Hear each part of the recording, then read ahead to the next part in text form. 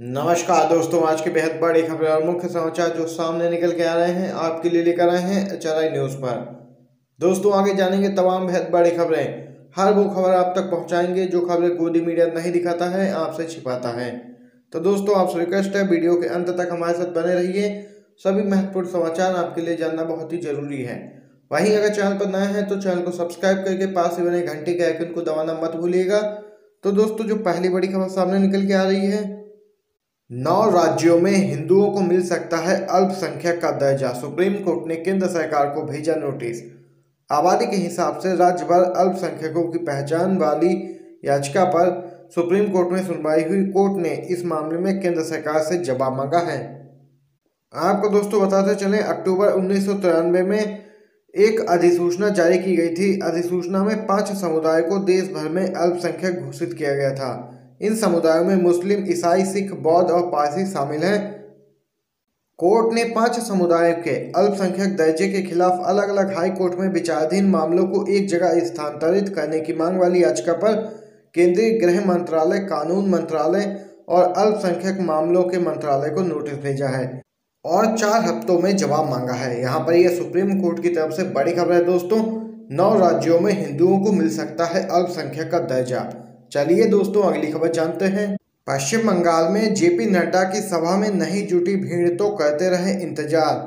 लोग बोले क्या मीडिया इसे दिखाएगा। पश्चिम बंगाल में इस साल होने वाले विधानसभा चुनाव के लिए भारतीय जनता पार्टी काफी मशक्कत कर रही है। प्रधानमंत्री मोदी समेत गृह मंत्री पूरी जोर आजमाइश कर रहे हैं, वहीं ममता बनर्जी के गढ़ में सत्ता कायम कर सकें।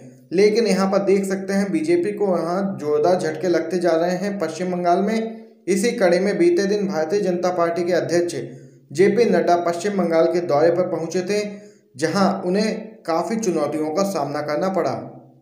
सोशल मीडिया पर एक भाजपा की रैली की तस्वीर वायरल हो रही है, जिसमें देखा जा सकता है कि भाजपा अध्यक्ष जेपी नड्डा ने मंच पर जनता को संबोधित करने जाने से पहले जनसभा स्थल के बाहर काफी देर तक इंतजार किया, ताकि वहां पर भारी मात्रा में भीड़ बढ़ने पर वह मंच पे जाएं, लेकिन ऐसा नहीं हो पाया, जिसके चलते भाजपा अध्यक्ष जेपी नड्डा नाखुश होकर भाषण दिए बिना ही वहां से लौट गए।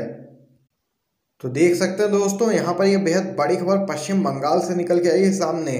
वहीं एक और खबर जान लेते हैं। किसान आंदोलन से संबंधित बेहद बड़ी खबर है दोस्तों। चक्का जाम के बाद 18 फरवरी को रेल रोकेंगे किसान, मशाल जुलूस का ऐलान किया। जाने क्या कुछ है तैयारियां। नए कृषि कानूनों के खिलाफ देश की राजधानी की अलग अलग सीमाओं पर पिछले 2 महीने से ज़्यादा समय से किसानों का प्रदर्शन जारी है। सरकार किसान नेताओं की कई दौर की बैठक के बाद भी इसका कोई निदान नहीं निकल सका है। किसान इन कानूनों को निरस्त करवाने की अपनी मांग पर अड़े हैं, वहीं सरकार इसमें संशोधन से कुछ अधिक नहीं करना चाह रही। इसी बीच चक्का जाम के बाद अब किसानों ने रेल रोको का प्लान बनाया है।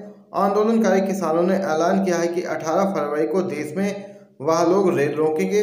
और वहीं दोस्तों आपको बताते चलें, और इसी के साथ 14 फरवरी को देश भर में कैंडल मार्च, मशाल जुलूस और अन्य कार्यक्रम भी आयोजित किए जाएंगे, जिसमें पुलवामा हमले में शहीद सैनिकों के बलिदान को याद किया जाएगा। चलिए दोस्तों अगली खबर जानते हैं। उद्धव ठाकरे ने शिवसेना को लिखा भावुक पत्र। गुजराती गृह मंत्री खत्म करना चाहता है शिवसेना। जी हां दोस्तों, महाराष्ट्र के मुख्यमंत्री और शिवसेना सुप्रीमो उद्धव ठाकरे ने गृह मंत्री अमित शाह के महाराष्ट्र दौरे के बाद अपनी पार्टी के कार्यकर्ताओं को एक पत्र लिखा है। रिपोर्ट के मुताबिक ठाकरे ने इस भावनात्मक चिट्ठी में शिव सैनिकों से कहा है कि गुजराती गृह मंत्री ने अपने हालिया दौरे में शिवसेना को खत्म करने की हिम्मत की है। महाराष्ट्र सीएम ने पत्र में पूर्व मुख्यमंत्री और भाजपा नेता देवेंद्र फडणवीस पर भी निशाना साधा और कहा कि वे जानबूझकर अनजान बन रहे हैं। गौरतलब है कि 2019 में महाराष्ट्र विधानसभा चुनाव के बाद मुख्यमंत्री पद को लेकर शिवसेना ने अपनी लंबे समय की सहयोगी रही भाजपा से नाता तोड़ लिया था। तो देख सकते हैं दोस्तों, यहाँ पर यह बड़ी खबर निकल के आई है महाराष्ट्र से। चलिए एक और खबर जानते हैं। हत्या बलात्कार के एक्सपर्ट हैं तो आपके खिलाफ नहीं होगी कार्रवाई। यूपी सरकार पर बरसे संजय सिंह, कहा योगी राज है जंगल राज। जी हां दोस्तों, आपको बताते चले, आम आदमी पार्टी के राज्यसभा सांसद संजय सिंह का आरोप है कि यूपी में जंगल राज कायम हो गया है। उन्होंने कानपुर के बिकरू कांड की याद दिलाते हुए कहा कि यूपी में अगर आप माफिया, गुंडे, बीजेपी के नेता, हत्या या बलात्कार के एक्सपर्ट हैं तो आपके खिलाफ कार्रवाई नहीं होगी। आप पुलिस वालों की भी हत्या कर सकते हैं। जिस प्रदेश के अंदर पुलिस सुरक्षित नहीं है वहां जनता का क्या हाल होगा आप समझ सकते हैं। आपको बताते चलें, संजय सिंह ने आगे कहा है कि माफियाओं को पुलिस पकड़ने जाती है तो पुलिस के जवानों को ही पीटा जाता है। उन्होंने कहा कि योगी आदित्यनाथ आपसे उत्तर प्रदेश संभल नहीं पा रहा है। शराब माफिया की घटना साफ इशारा कर रही है कि योगी सरकार फेल हो चुकी है। और संजय सिंह ने कहा है कि जिस तरह से किसान आंदोलन बढ़ रहा है उससे योगी सरकार डर गई है। यहाँ पर बड़ी खबर निकल के आई है दोस्तों, आम आदमी पार्टी के सांसद संजय सिंह की तरफ से। चलिए एक और खबर जानते हैं। राम मंदिर के नाम पर चुनाव के लिए चंदा जुटा रही है बीजेपी, ये कहना है बीजेपी के पूर्व सहयोगी रहे ओम प्रकाश राजभर का। सुहेलदेव भारतीय समाज पार्टी के अध्यक्ष और उत्तर प्रदेश के पूर्व मंत्री ओम प्रकाश राजभर ने कहा कि भारतीय जनता पार्टी राम मंदिर के नाम पर चुनाव के लिए चंदा जुटा रही है। राजभर ने अयोध्या में राम मंदिर निर्माण के नाम पर 1400 करोड़ रुपए का घोटाला होने का आरोप लगाया है। राजभर ने कहा कि अयोध्या में राम मंदिर निर्माण के लिए रोजाना 100 करोड़ रुपए का चंदा आ रहा है। आखिर मंदिर बनाने पर कितना धन खर्च होगा? मंदिर बनाने के नाम पर 1400 करोड़ रुपए का घोटाला किया गया और भाजपा राम मंदिर के नाम पर आगामी विधानसभा चुनाव के लिए चंदा जुटा रही है। बेहद बड़ी खबर है दोस्तों, आपकी क्या कुछ राय है इस खबर पे आप बता सकते हैं कमेंट बॉक्स में कमेंट करके। चलिए अगली खबर की तरफ चलते हैं। पंजाब हरियाणा के बाद अब यूपी में भाजपा का बहिष्कार। बुलंदशहर में ग्रामीणों ने नेताओं को दौड़ाया। जी हाँ दोस्तों, दिल्ली की सीमाओं पर चल रहे किसान आंदोलन के चलते मोदी सरकार के प्रति आम जनता की नाराजगी अब खुलकर दिखनी शुरू हो गई है।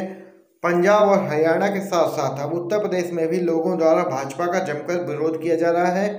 आलम यहाँ तक पहुँच गया है कि गांव में भारतीय जनता पार्टी के नेताओं को एंट्री भी नहीं दी जा रही है। गांव के ही किसानों का कहना है कि यहाँ क्यों आए हो, 3 महीनों से उनकी सुध नहीं ली है जो धरने पर हैं। वहीं जो वीडियो वायरल हो रहा है उसमें देखा जा सकता है कि भारतीय जनता पार्टी के नेताओं को गांव से भगाते हुए किसानों और गांव वाले ने बीजेपी पार्टी के खिलाफ नारेबाजी भी की और इस दौरान उन्होंने देश के प्रधानमंत्री मोदी के खिलाफ नारेबाजी भी की है। गांव के किसानों ने भाजपा नेताओं को घेरते हुए कहा कि वह यहाँ क्या करने आए हैं। गांव वालों ने कहा कि दिल्ली की सीमाओं पर 2.5 महीने से हमारे देश के किसान भूखे प्यासे बैठे हैं, उनके पास जाने के लिए किसी भी भाजपा नेता को फुर्सत नहीं है। तो देख सकते हैं गांव वालों और किसानों का विरोध देखकर उल्टे पांव भाजपा नेता अपनी गाड़ी में बैठकर वहां से निकल गए। इसके साथ ही गांव वालों ने भारतीय जनता पार्टी मुर्दाबाद के नारे भी लगाए। तो देख सकते हैं तीनों ही कृषि कानूनों के मुद्दे पर लगातार बीजेपी का विरोध पंजाब, हरियाणा और उत्तर प्रदेश में अब बढ़ता हुआ साफ तौर पर देखा जा सकता है। दोस्तों एक और खबर जान लेते हैं। चलिए दोस्तों, आंदोलन जीवियों को अपवित्र कहने के चलते पीएम मोदी पर भड़क उठी कांग्रेस। पूछे हैं 3 सवाल। जी हां दोस्तों, पीएम नरेंद्र मोदी की तरफ से बीते बुधवार को लोकसभा में आंदोलन को पवित्र कहने और आंदोलन जीवियों की तरफ से इसे अपवित्र करने की बात कहना कांग्रेस को बेहद नागवार गुजरा है। इसके बाद कांग्रेस प्रवक्ता रणदीप सुरजेवाला ने ट्वीट कर हमला बोला। सुरजेवाला ने कहा कि जुमला जीवी ने किसान आंदोलन को पवित्र और आंदोलनकारियों को अपवित्र कहा है। आपको दोस्तों बताते चले, इसके साथ ही सुरजेवाला ने 3 सवाल भी पूछे हैं मोदी सरकार से। सरकार अब तक किससे बात कर रही थी, आंदोलनकारियों से या आंदोलनबाजों से? मोदी के वार्ताकार किसे बेवकूफ़ बनाते रहे, आंदोलनकारियों को या आंदोलनबाजों को? इतना फर्जीवाड़ा कहाँ से लाते हैं साहब? यहाँ पर ये 3 सवाल पूछे हैं सुरजेवाला ने मोदी सरकार से किसानों के मुद्दे को लेकर। चलिए दोस्तों अगली खबर जानते हैं। ममता बनर्जी ने साधा है बीजेपी पर निशाना, कहा कुछ नेता ऐसे रथ यात्राएं कर रही हैं जैसे कि वे भगवान हो। पश्चिम बंगाल की सीएम ममता बनर्जी ने भाजपा नेताओं की रथ यात्रा का मजाक उड़ाते हुए कहा कि वे ऐसा व्यवहार कर रहे हैं कि जैसे वो भगवान हो। बनर्जी ने आरोप लगाया कि भाजपा नेताओं का राजनीतिक एजेंडा समाज में धर्म के आधार पर विभाजन पैदा करना है और भगवा दल हिंदू धर्म के बारे में झूठ फैला रहा है। लेकिन भाजपा नेता समाज में विभाजन पैदा करने और एक दूसरों को लड़वाने के लिए अपनी राजनीतिक उद्देश्यों को पूरा करने के लिए रथ यात्राएं कर रही हैं। भाजपा नेता ऐसे रथ यात्राएं कर रहे हैं जैसे कि वे भगवान हो। यहाँ पर दोस्तों सीएम ममता बनर्जी ने एक बार फिर से साधा है निशाना बीजेपी पार्टी पर और उसके द्वारा की जा रही रथ यात्राओं पर। दोस्तों आज की सभी बड़ी खबरें आप तक पहुंचाई हैं। अगर आपको वीडियो पसंद आया हो तो लाइक और शेयर करना मत भूलिएगा, जिससे कि